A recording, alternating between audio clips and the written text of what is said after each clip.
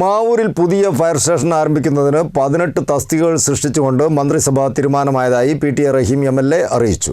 Station officer, assistant station officer, senior fire and rescue officer, senior fire and rescue mechanic, driver, fire and rescue ഓഫീസർമാർ എന്നീ തസ്തികകളാണ് അനുവദിച്ചിട്ടുള്ളത്.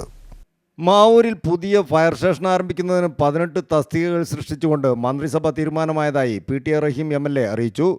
ഒരു station officer, ഒരു assistant station officer, 4 senior fire and rescue ഓഫീസർമാർ, ഒരു senior fire and rescue mechanic, 4 ഡ്രൈവർമാർ, 7 fire and rescue ഓഫീസർമാർ എന്നീ തസ്തികകളാണ് അനുവദിച്ചിട്ടുള്ളത്. സ്റ്റേഷൻ പ്രവർത്തിപ്പിക്കുന്നതിനുള്ള water tender vehicle, first response vehicle, ambulance, jeep, hydraulic rescue tool, rope, 2 ചെയിൻസോകൾ എന്നിവയും അനുവദിച്ചിട്ടുണ്ട്. മാവൂരിൽ പുതിയ ഫയർ സ്റ്റേഷൻ ആരംഭിക്കുന്നതിന് 2021 ഫെബ്രുവരി മാസത്തിൽ തത്വത്തിൽ അനുമതി ലഭിച്ചിരുന്നുവെങ്കിലും പ്രവർത്തനം തുടങ്ങുന്നതിനുള്ള താൽക്കാലിക സംവിധാനം ഏർപ്പെടുത്തുന്നതിൽ വന്ന കാലതാമസം കാരണം ഫയർ സ്റ്റേഷൻ ആരംഭിക്കാൻ സാധിച്ചിരുന്നില്ല.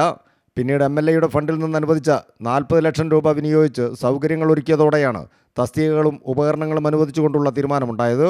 പുതിയ ഫയർ സ്റ്റേഷന് സ്ഥിരം കെട്ടിടം നിർമ്മിക്കാൻ ചെറുപ്പ വില്ലേജിലെ ചെറുപ്പ ദേശത്ത് റീസർവേ 21/1ൽപ്പെട്ട 1 ഏക്കർ 32 സെൻറ്റ് സ്ഥലം ബന്ധപ്പെട്ട ഉദ്യോഗസ്ഥർ പരിശോധിക്കുകയും അനുയോജ്യമാണെന്ന് കണ്ടെത്തുകയും ചെയ്തിട്ടുണ്ട്. എം.എൽ.എ. എന്ന നിലയിൽ തൻ്റെ നേതൃത്വത്തിൽ ആരംഭിക്കുന്ന 2ാമത്തെ ഫയർ സ്റ്റേഷനാണ് മാവൂരിലേതെന്നും നേരത്തെ കൊടുവള്ളി എം.എൽ.എ. ആയിരിക്കെ ആരംഭിച്ച ഫയർ സ്റ്റേഷനാണ് നരിക്കുനിയിലുള്ളതെന്നും മാവൂരിൻ്റെ വികസന സ്വപ്നങ്ങളിൽ പുതിയൊരു കാൽവെപ്പായി മാറുന്ന ഫയർ സ്റ്റേഷൻ്റെ പ്രവർത്തനോദ്ഘാടനം മുഖ്യമന്ത്രിയുടെ സമയം ലഭിക്കുന്ന മുറയ്ക്ക് നടത്തുന്നതാണെന്നും പി.ടി.എ. റഹീം എം.എൽ.എ. അറിയിച്ചു. News bureau, Mavoor.